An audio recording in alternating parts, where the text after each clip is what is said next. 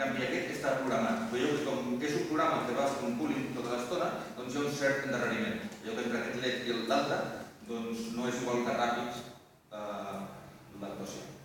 D'acord? O sigui, aquest és aquest programa. Ara l'aturo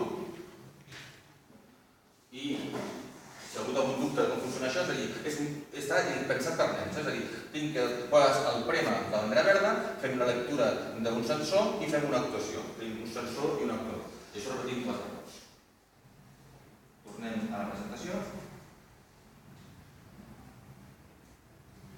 El següent és, aprofitant el mateix codi, li posaré un teclat de membrana. És un teclat doncs, que, en aquest cas, tal com ho he fet, doncs, veiem que aquesta és la configuració que hi ha en aquest moment. Això és la primera versió, són prototipus que he fet i, com tot prototipus, doncs, observes les millores que s'han fet. Ara posarem aquí el teclat de membrana, posarem igual, i ara no hem canviat el programa, és el mateix que abans. El posem en marxa i ampliaré això. Aquí veiem els valors és A4,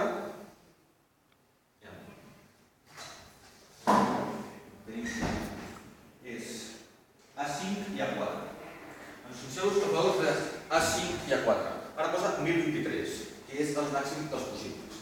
Si jo ara premo aquest botó, surt el número 5. Si ara premo l'altre botó, surt el número 7, 6. Per què? Perquè aquests teclats de membrana són teclats que no són contactes perfectes. Hi ha una quantitat de distància i el seu valor doncs, pot canviar. A diferència, si poso, per exemple, aquí, ara, això és cert o fals, veieu? Això és el botó que veritat, aquesta és la placa, posa 0 i l'altre botó també posa 0. En canvi, si premo el botó del teclat de membrana, surten valors més alts. Jo, en certs moments, sortien i tot valor de 10. Per aquesta raó, he posat aquí, si és més petit que 15, doncs vol dir que està prebut, si no, no. El següent pas és aprofitant també el mateix codi,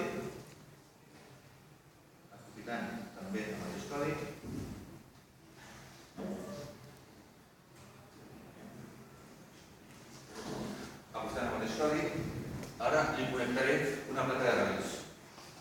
Les plaques de relés tenen una alimentació, un positiu, aquí estan els 5 volts, un negatiu i 4 bits. Ara a la placa el que faré serà connectar entre d'aquests pins, tens el positiu i el negatiu, el que faré serà el positiu a positiu, el negatiu a negatiu, i els altres 4 els connectaré a les sortides dels LEDs.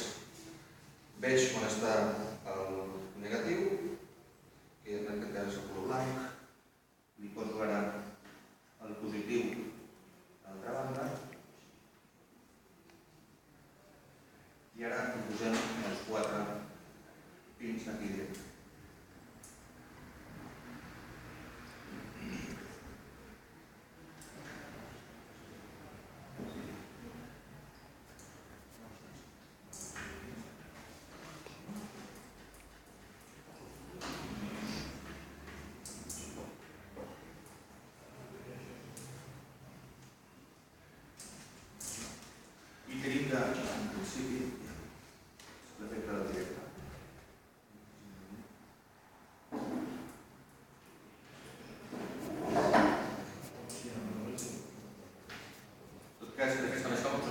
Aquí tenim els relés, d'acord, que es controlen directament amb el teclat.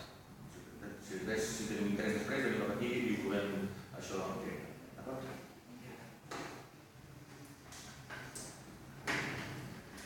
Després, el següent cas, el concepte de relés que és aquí, és a dir, nosaltres podem connectar dins del relé un cable que vagi a una nevera, un microones o un llum i el podem controlar, i el que fem és precisament controlar cadascun dels 4 bits que estan dintre de la placa de relés. El següent pas que faré serà utilitzar els botons i posar un bronzidor.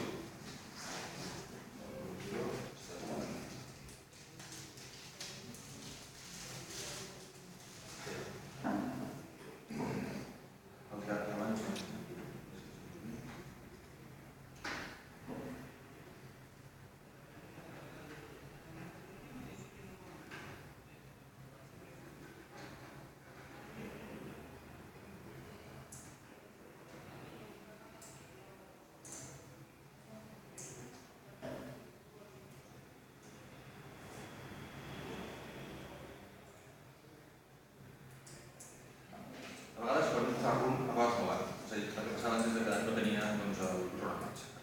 No he ficat a l'antena verda perquè, a diferència d'altres coses, l'Arduino, el sistema Arduino necessita que estigui el programa sempre en marxa perquè funcioni sobre aquesta part. És la filosofia de les classes sobre l'Arduino. En tot cas, un cop d'això ho hem verificat, ho aturem, posem en marxa l'evolucionador, que és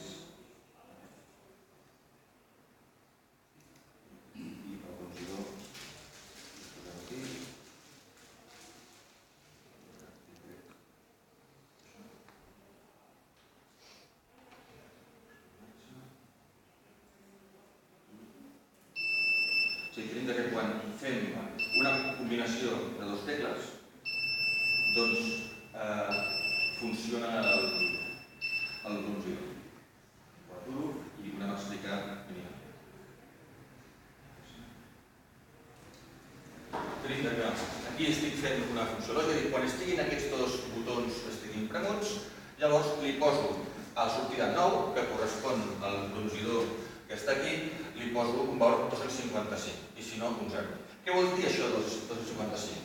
La sortida 9 és una sortida que està modulada per ample de polos. Vol dir que l'energia que li passem, és aquesta línia d'aquí, que és la tensió mitja, depèn del cicle de treball que li passem.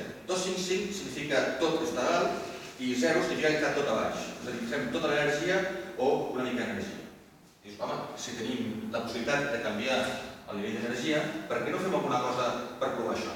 I és la segona transparència, en la qual el que faig és fer una lectura d'un potenciòmetre. Agafo aquest potenciòmetre, faig una lectura, però com és un número entre 0 i 23, no és entre 0 i 255. El que he de fer és això dividir-ho per 4. Hi ha una funció que es diu arrodoneix, que per desgràcia m'agafa el número que està més proper. Si dividem 1023 entre 4, surt 255,75. Llavors ens surt que arrodonim que és un 56. Per tant, el que faig és, si és més gran que 205, ho deixo a 205. I amb això es fa la regulació del seu so. Llavors,